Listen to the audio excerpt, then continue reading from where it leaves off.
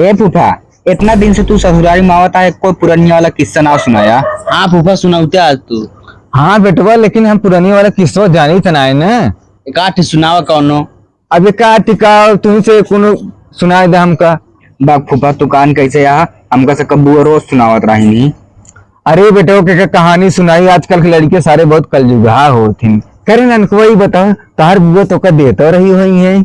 का फूफा तू मजाक करत है? अब मजाक का करते? का देते हैं फूफा? अरे बेटो वो खाना पीना। अच्छा फूफा का सब बात छोड़ा, तो से एक चीज का हवाई कह लेबे। अरे बेटवा हम बूढ़ बुजुर्ग आदमी यही कहे ना कही पाऊ, पहले कहवाओ तो हमसी तय।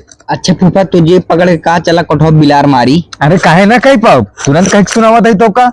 का फूफा तो पहले के गाँव मरवा रहा काजन का तक कठोर के लिए भी है हमारी।